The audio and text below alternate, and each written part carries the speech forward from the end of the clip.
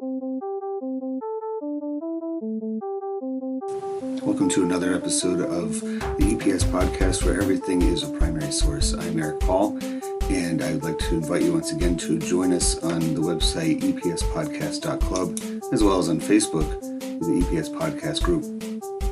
Today, our topic is a song that I'm sure you've all been hearing, particularly if you are in the United States, Canada, and I've learned even more so in places like Australia and New Zealand, and that would be Snoopy's Christmas, the 1967 release by the rock and roll group, the pop group, the Royal Guardsmen. And this is a song that comes on the radio pretty frequently, no pun intended about that with frequency, that there is regular list of songs that the Christmas stations play with their 24-hour music cycle, and seems at least once every couple hours they'll throw in this one. Starts off with the singing of O Tannenbaum, and then some martial drums kick in, and the whole song goes on about speaking about Snoopy fighting the Red Baron on Christmas Eve, but then before things get too hairy for the Beagle, then they decide to call a truce, and the Red Baron wishes them a Merry Christmas, and the Christmas bells from the villages below inspire all of this. It seems kind of wacky and weird. It only works if everybody, and this is the definition of popular culture, knows who Snoopy is.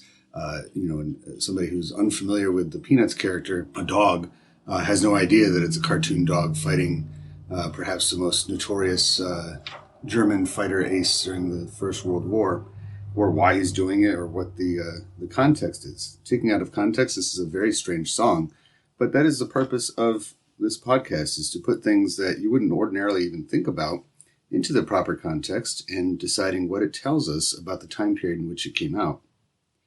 So the first question that's always asked when it comes to any primary source, no matter what it is what material is it made from? And also, how is this made? In the case of this, just like a lot of the primary sources we've been dealing with, it's very layered. There's lots of things that it's made from, including, like I said before, the Peanuts characters themselves. In this case, just Snoopy. He's the only one that arrives into this storyline. We also have the Royal Guardsmen. Rock and roll in general had become a part of the mainstream by 1967, and that's another material that this was made from. It was meant to be a pop song, and pop songs of the time period followed the rock and roll formula. And there's also something else involved here, and that is the 1914 Christmas truce. During the First World War, the very first Christmas of the First World War, a unofficial, meaning that it wasn't the British or German high commands that figured this out or put it all together, but the troops themselves called for a truce that went on, and it depended on where on the front lines that it happened, and the length for it, but it's a very famous incident where soldiers laid down their weapons. They used the opportunity to clean up the battlefield of their fallen comrades. They joined each other into friendly games of football, soccer, and traded different gifts with each other. Very strange.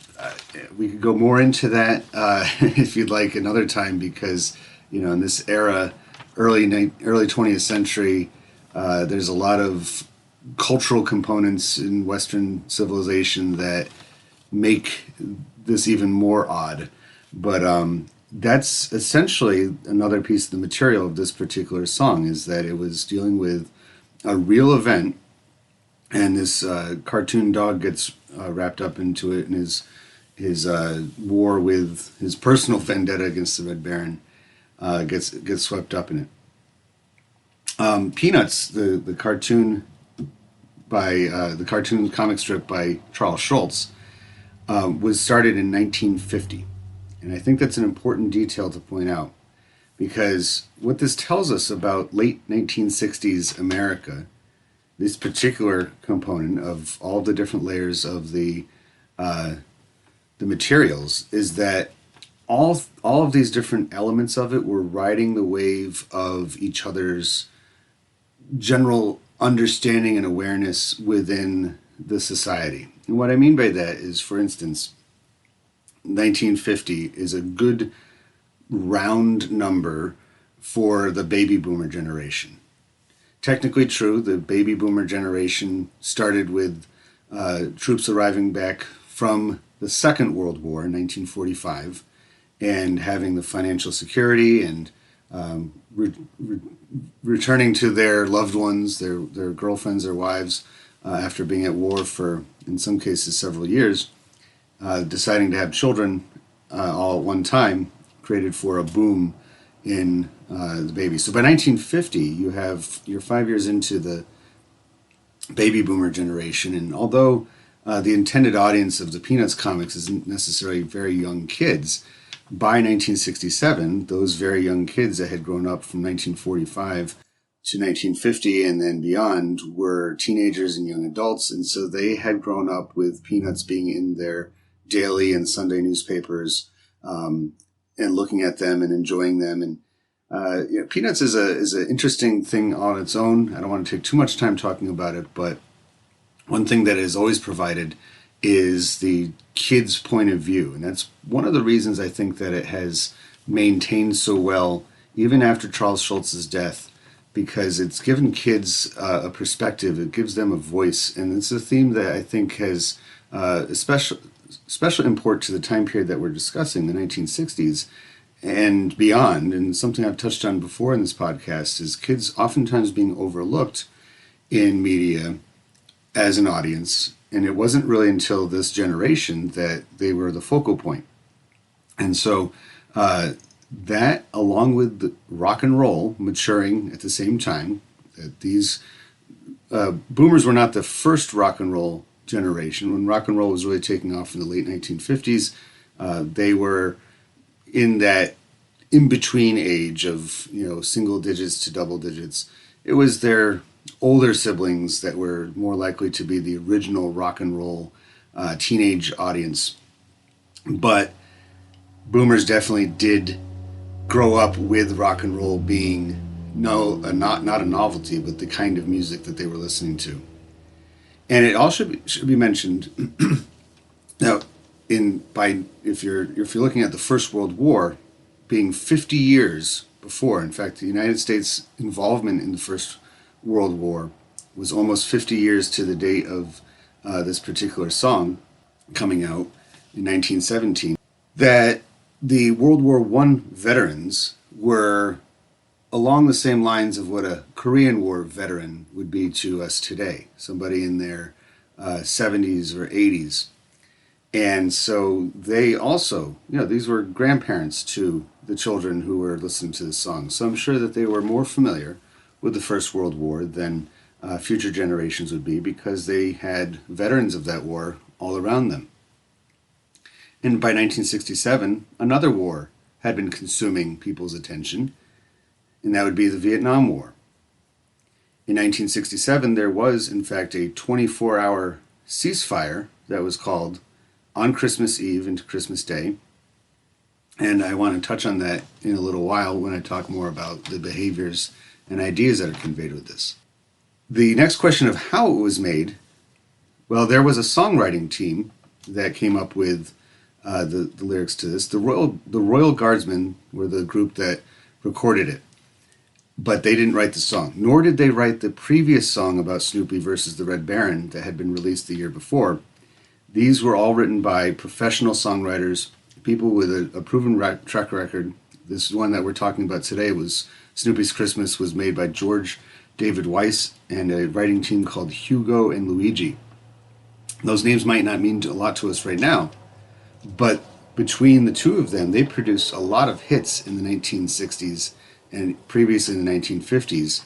They had made lots of different songs for different artists, including The Tokens' The Lion Sleeps Tonight.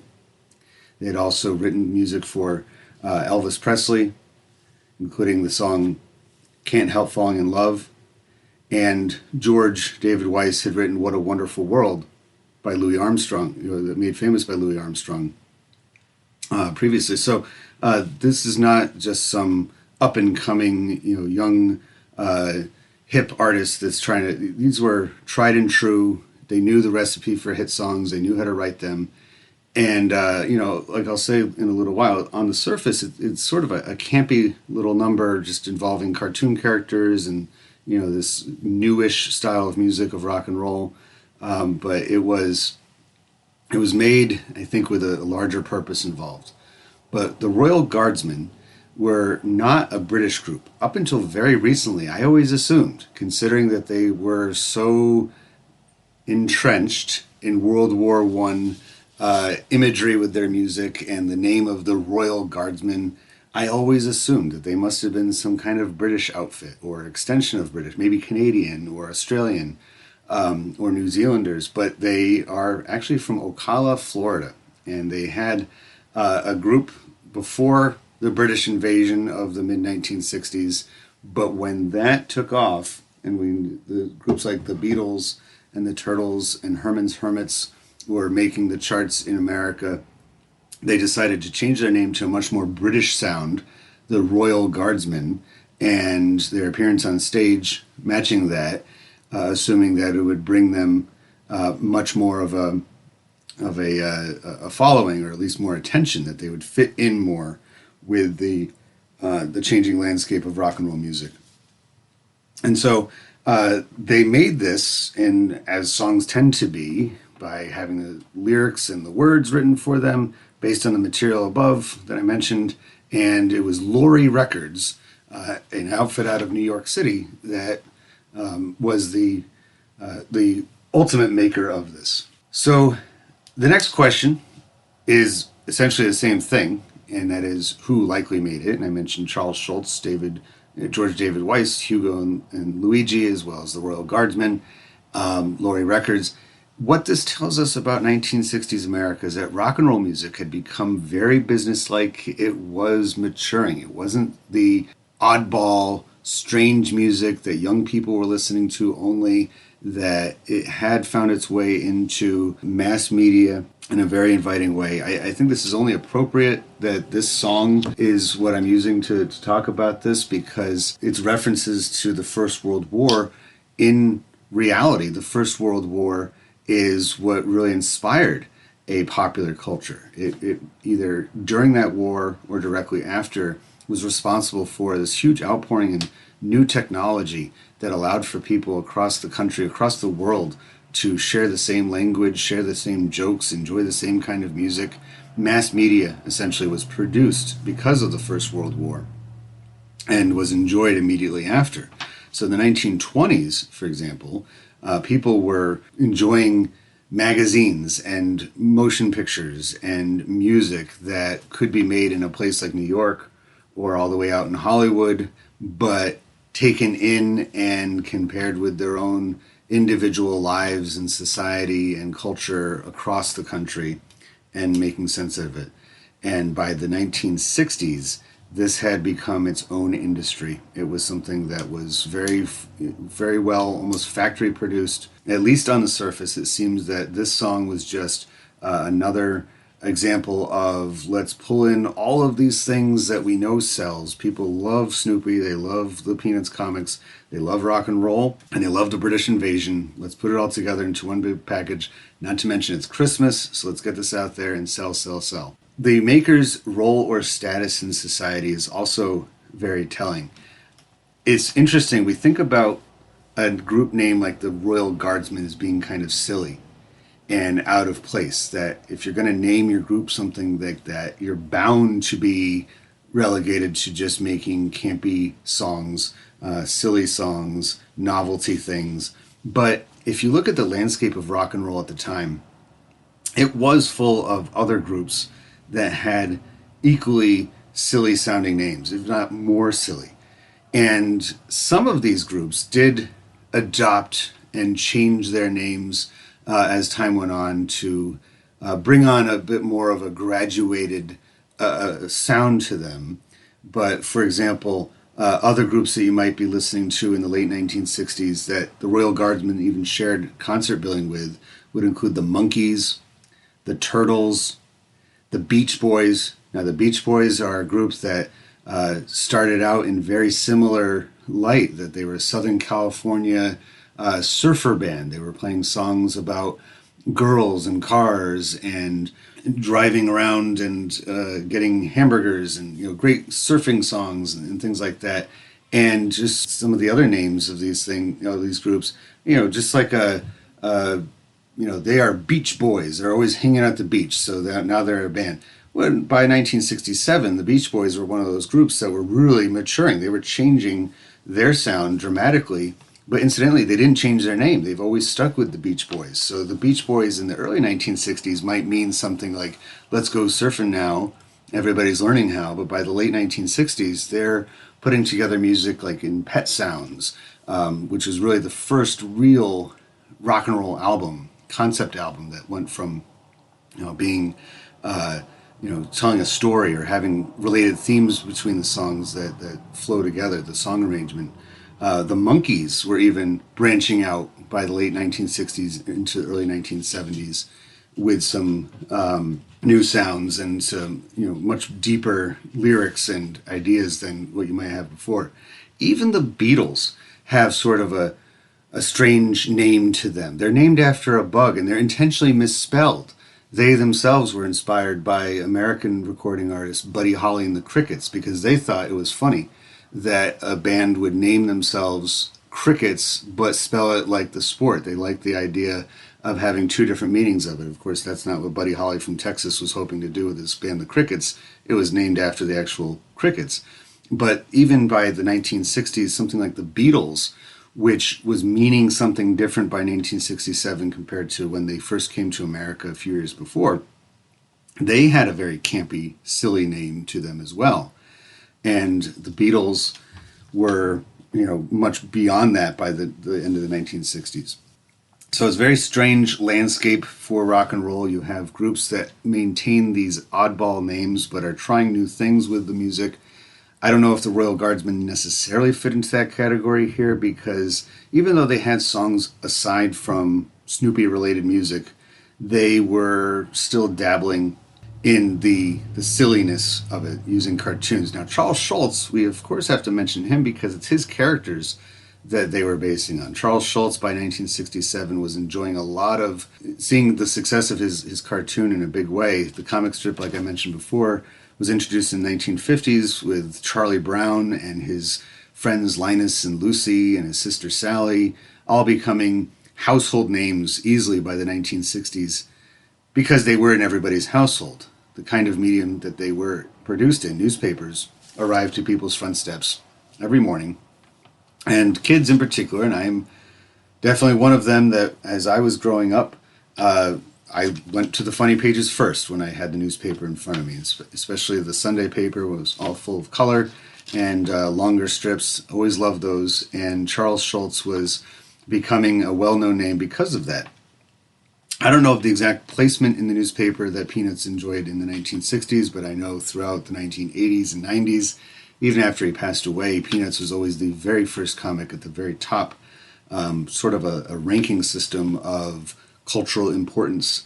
And so by the 1960s, and by 1967 in particular, this comic had become, this comic strip had its first TV broadcast, its first animated feature, and that was in 1965 with Charlie Brown's Christmas. And so by 1967, it was pretty well figured that having a updated or a new presence of the characters in other forms of media, it did work. It was something that people gravitated to, and that once again tells us quite a bit about the audiences of the time period. It also tells us about the artists. So Schulz originally had decided to put Snoopy up against the Red Baron in 1965.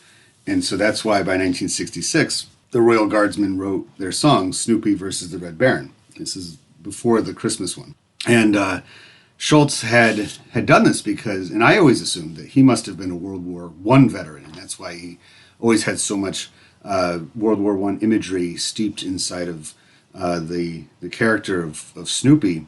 And he's featured like that in that same year's Charlie Brown's Christmas, even though the first time that Snoopy had appeared flying his doghouse as if it was an airplane from the First World War had only arrived a few months before, that Schultz, he didn't regret making these characters and being known just for the one comic strip, but he had an interest in writing for adventurous comics, and he really wanted to try his hand at something like that. So he decided to take the character of Snoopy and make him imagine all these different things, and including being a World War I pilot. That's something that replicates itself throughout the next few decades with characters like Calvin from Calvin and Hobbes, which Bill Watterson points to Charles Schultz as being the ultimate inspiration for his comic strip career. But Calvin taking on all these different personas like Spaceman Spiff and flying around, and it's a direct reference, it's a direct offshoot of Peanuts, and Bill Watterson grew up in this time period, so he was very familiar with this as well, and you can see the influence of it. But as far as what all this tells us about the 1960s is that popular culture cannot be popular culture without the populace, the ordinary person, the mainstream celebrating and taking part in these things. And considering that a comic strip featuring children and a dog, and it should also be mentioned that Woodstock, the bird, had appeared by this point, by 1967 in the comic strip, but it wasn't until 1970 that it was given the name of Woodstock. And I find that very coincidental. I don't think it's a coincidence at all. I'm actually pretty sure that it was because of the rock and roll concert festival the year before that maybe inspired him to do that as a nod, Charles Schultz's nod to the generation of people that were growing up with his comics, that they were listening to rock and roll, and he wanted to be part of it. Initially, when the Royal Guardsmen wanted to record Snoopy versus the Red Baron, they were confronted with some legal action. Charles Schultz didn't give them permission originally. They recorded a secondary version that was able to get around the legal issues of using copyrighted characters in their music. But by the time that they released Snoopy's Christmas in 1967, not only did Charles Schultz give them permission to do it, he even provided the cover art for the album that it was on. And the single cover art also is drawn by Charles Schultz. And on the album version, he caricatured all of the different members of the group to make them look like pilots in his style of drawing. As a side note, I always find it very strange looking when Schultz draws adults in the Peanuts form, because you don't really ever see adults in the comic strip very often, and definitely not in the TV specials. And again, that goes back to it's kid-centric. Even if they're not actually kids watching and enjoying it, it's people reflecting on their youth, sort of like what I'm doing right now. And that was alive and well in the 1960s. Now, I did touch on already the why. I'm always a little bit ahead of myself with the breakdowns, the analysis of these. The why did they make it? All these things were selling pretty well. But, you know, it was, I think, there is a bit of a hint of what I was saying before, that the Vietnam War does find its way involved in this. By 1967, U.S. involvement in Vietnam had become full scale. It wasn't something that was military advisors or small groups of troops arriving into that country. It was a full-scale war, and it was on the headlines. It was on television. It was on everybody's minds. People were following along with the war. And there is, especially coming from the writing team and the kinds of music that they had been responsible for before and after this song, that I get a sense that this is, in fact, a anti-war song, or at least a pro-pacifism song, not unlike many of the other pop music of the day, where you have artists who are calling for peace now and bring an end to the war, and sometimes guised behind other themes. It was around this time that the Animals had the song "We Got to Get Out of This Place," and while it doesn't really identify what place it's talking about or even who "we" is, it became an anthem for people against the Vietnam War to cry out, "We got to get out of this place." So even this song, which walks us through the Christmas time dog fighting, again, no pun intended, between Snoopy and the Red Baron, and how it ceases, and he crash lands, and the Red Baron shows mercy because he can tell everybody else is stopping the fight because of the Christmas bells, and I'll try to kill you another day, basically is what he's trying to say. It was perhaps a way for the writers of the music to inform, or at least throw in their ideas into the Vietnam War era, that we should stop fighting during war and during Christmas season, and perhaps altogether. That this is the time of the year, and using the images of a little cartoon dog fighting against the Red Baron is perhaps also a way of showing how silly and ludicrous war really is, and using the 1914 conflict as a way of doing it takes off some of the immediate, obvious anti-war sentiments. But I really do feel that is around. So what prompted the writing team to put this in there as their song? They could have really written any other Christmas song about Snoopy, but involving him in a war, I think it does speak very much of the time period and what was going on. Where was it made, or what locations are associated with this source? Well, it was most likely made in New York City. That is where Laurie Records was founded and where they operated out of. Of course, that doesn't necessarily mean that the Royal Guardsmen came to New York and recorded in their studio. They could have very well have done it in Florida, anywhere else. It's one of the nice things about music, and that right now I'm not in a official recording studio, as if you couldn't tell. I'm just in my own home making this podcast, and if you have the right equipment, or even something that's close to the right equipment, then by the 1960s, easily, somebody could write a song in one place, New York or LA, and have it brought to the artist pretty quickly and directly. They could find a recording studio in Florida, record the track. That track would then be found, brought to the distributor and the editor, and all the production goes in there. So it really doesn't matter where the actual song was recorded, where it was made.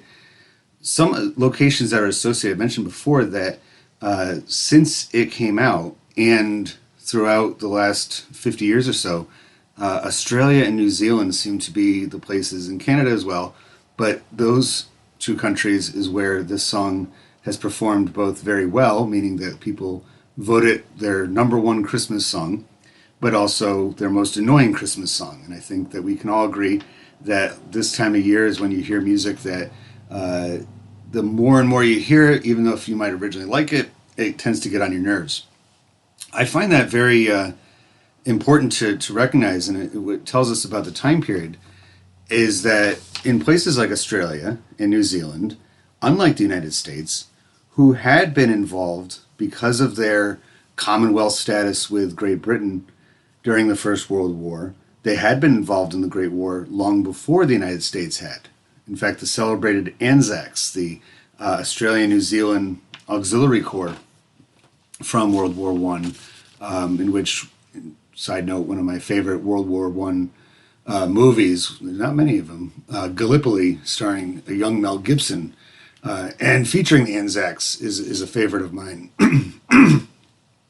And I think that their involvement earlier in 1914 in the war there really galvanizes why the Great War has much more of a presence in countries that were part of the British Empire, more so than the United States. It's held on longer. It's become much more part of their culture. So having a song or a series of songs that depict that war, even in a silly fashion, may explain what their audiences were thinking about. And that's something that, again, tells us something about the time period.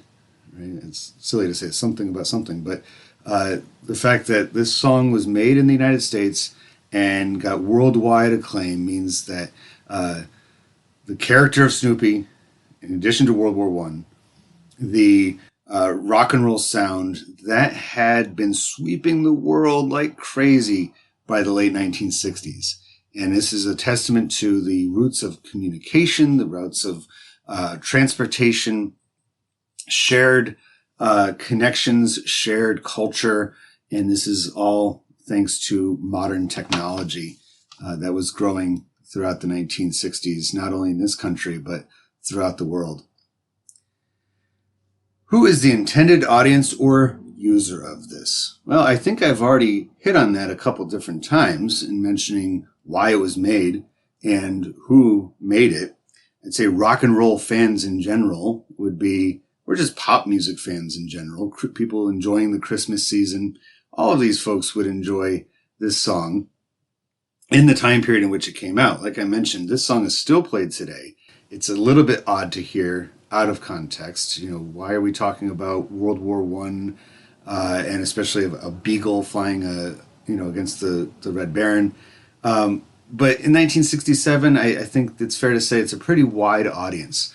Rock and roll had been around long enough that it was no longer seen as a threat to the fabric of society the same way it was in the early 1950s when it was first being introduced. It had found its way into being pop music. And this is because it's a combination of all the different audiences that had been growing up with it since its inception.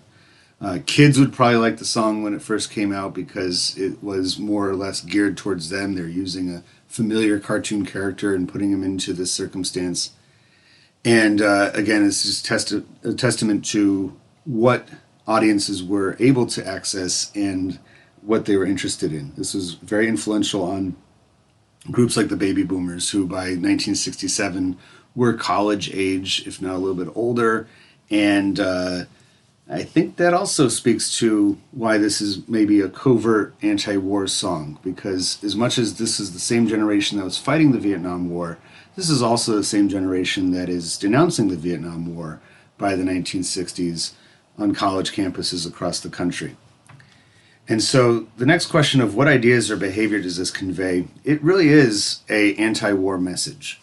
It is an idea of lay down your arms. This is a special holiday. This is a shared thing that all sides of the World War, human beings and dogs alike, celebrate. And the anti-war message really can't be ignored from this one. And I think that has everything to do with the circumstances. Had it been 10 years before, you had the Korean conflict going on. In fact, that was inspiring a show that was soon to come out in the 1960s called MASH. And throughout the 1970s, that was a vehicle of anti-war, anti-Vietnam protest by setting it hard to distinguish between the two, considering the sets of MASH between Vietnam and Korea. But that show smacked of lots of anti-war sentiments and was also just part of pop culture. But it was something that was being referenced. If it was 10 years later or in the 1980s, there's a really good chance that the Red Baron Snoopy conflict would not have taken this direction. I should mention that in the early 2000s, I think it was 2006, the Royal Guardsmen, who never really separated, I suppose, did come out with another song called Snoopy versus Osama.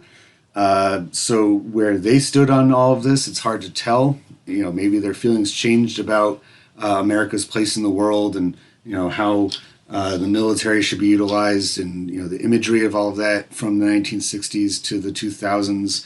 They themselves were likely of that baby boomer generation, maybe a little bit older, and they were making this music. And so perhaps they didn't see this as an anti-war song, but just a continuation of what they had already established by making silly songs about Snoopy. They had more than a few.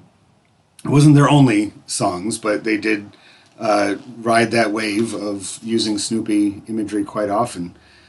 So there is another sense that this can tell us about something else that really began in earnest in the 1920s, and that is of two Americas coexisting.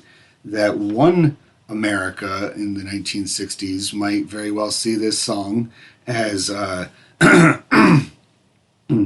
one audience in the 1960s may very well see this song or hear this song as being anti-war, or at least saying, we should reconsider war during this time, like what actually happened. Another side might just see it as a fun spoof song about their favorite dog flying around and pretending to be the Red Baron. And maybe even the artists themselves didn't see it with any kind of political or social commentary. It was just simply a goofy song. And the last question that should be analyzed and thought about when looking at any primary source is whether it's prescriptive or descriptive. Prescriptive is usually what we have for any particular work of music or fiction, because the artist, the writer, everybody involved, they are prescribing an idea to you. But in doing so, this song actually is very descriptive, because even though the actual events between Snoopy and the Red Baron did not take place at all, I hate to break it to any of you that cartoon beagles really don't travel back in time and fight World War I fighter aces, that it was essentially based on all those materials that I mentioned were real things. And so unlike a lot of other songs, this is very much a story song. They walk you through, they set the scene for it. It's Christmas time. Snoopy is continuing his rivalry with the Red Baron. He's trying to fight him. He gets shot down. He's behind enemy lines. And then the Christmas bells start up and everybody's inspired, including the Red Baron, to stop fighting. So in order to be prescriptive, they are descriptive. And what this tells me about the 1960s, and 1967 in particular, is that there were lots of different ways of getting across story ideas. And the most common by the late 1960s was television. And because television has to be a lot more sequential in its storytelling, because you have an audience that is using visual cues and not just audio ones, I think that the way that the song is written and the story it tells, it does have a component to it that is reflective of television writing. That it could be, and I think it was, translated into, even if it's not officially translated into a cartoon. And that would be something familiar and, very utilitarian. It's a very utilitarian song in that way, that it could be put into a lot of different forms of communication, a lot of different forms of entertainment. And that's something else that can be pulled away from this particular song. So there is my analysis of Snoopy's Christmas by the Royal Guardsmen as of 1967. I think that the song is much more deep than what meets the ears when you're listening to it on the radio while you're driving around looking at Christmas lights or just looking forward to the holiday season. It's found its way into popular culture, into the mainstream, but I hope that today's dissection of it might reveal that there are some other elements to it, including when you contextualize things. I think I'll have at least one more Christmas-themed show. Hopefully I'll have somebody to toss ideas against for the next one.